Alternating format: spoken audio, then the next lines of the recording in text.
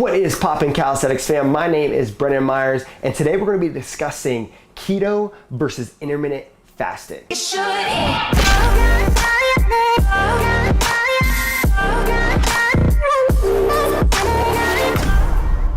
So recently there has been a lot of chatter around the keto and intermittent fasting diets. And I just wanted to make this video to clear up any confusion you may have and lead you to that lean, fit, and healthy body. Now, you have to understand, I followed intermittent fasting for just under a year, so I do have incredible experiences with the IF principles and strategies. On the other hand, I have not followed the keto principles, but I have many friends who follow this diet and was at one point meeting with the CEO of Quest and their team to learn all about it. I have also done my own research, so I just want to give my own opinion on the two different diets so you can choose something specific for you. With intermittent fasting, there are great benefits, but just like any method of eating, it does not work for everyone. This general idea behind IF is to eat in a small window of at most 8 hours and then don't eat anything caloric for at least 16 hours afterwards. And according to research, the longer the fast, the most benefits it has for your body. Some of these benefits include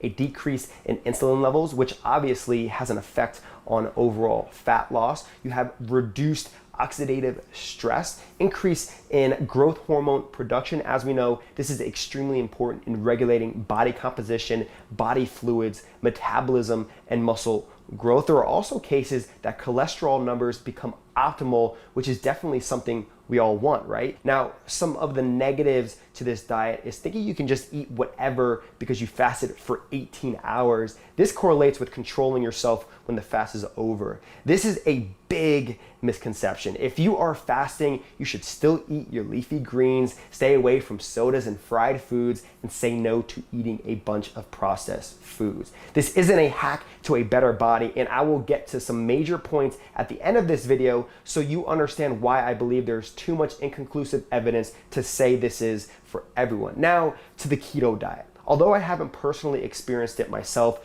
I have sat down with Quest and learned from the top professionals in this area, and I was surprised at how powerful this system is said to be. Keto, also known as ketosis, is when your body's energy comes from ketone bodies in the blood rather than from glucose. In short, it burns fat for fuel. This is a high fat, very low carb, and moderate protein diet. Definitely a fun way to eat. So what are some of the benefits? First, it's improved weight loss. When you eat less carbs, your body releases less insulin, which forces your body to enter into existing fat stores for energy. That is when you are in ketosis though. Remember that. You don't just want to stop eating carbs after watching this video. Just listen to the benefits and negatives of each, then make an educated decision. This next benefit really opened up my eyes. It is still being studied and has not been proven for everyone, but when in ketosis, your body actually starves cancer cells. It is believed that cancer cells cannot metabolically shift to use fat rather than glucose. Therefore, if there is no glucose, then the cancer cells starve, right? I believe there needs to be more research in this area, but if it does work with patients, which some research seems to substantiate that, I definitely would be one to recommend it. And one more benefit, obviously there's a lot more, but just like the IF diet, keto helps raise HDLs and improve your overall LDLs. So what are the negatives to the ketogenic diet? First off, there is an adaptation period, and this can be very uncomfortable in many cases to reach fully ketosis. There's also a restrictive way of eating. If you like carbs, you won't like keto. And finally, it does require restraint. Just like I mentioned with IF above, you should still be consuming the proper micronutrients in your diet. So with that being said, we have the pros and cons of the IF and keto diet. So which should you choose? I would love to hear your opinions down below in the comment section.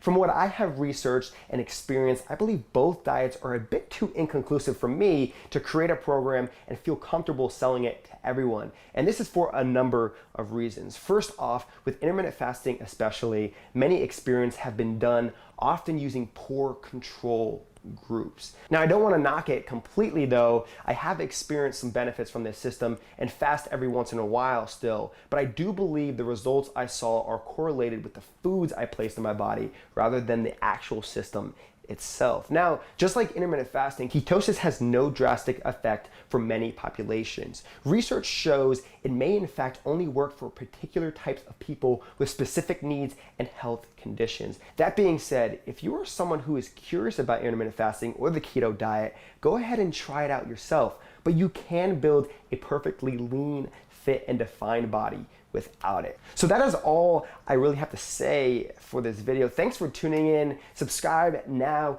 if you haven't already. Calisthenics fam, hashtag calisthenics in the comment section. And I just hope you enjoyed this video. Let's keep on riding out. Keep on just commenting, giving me more ideas of things that you want to see, and I'll produce it. Appreciate it. I'll see you next time. Peace.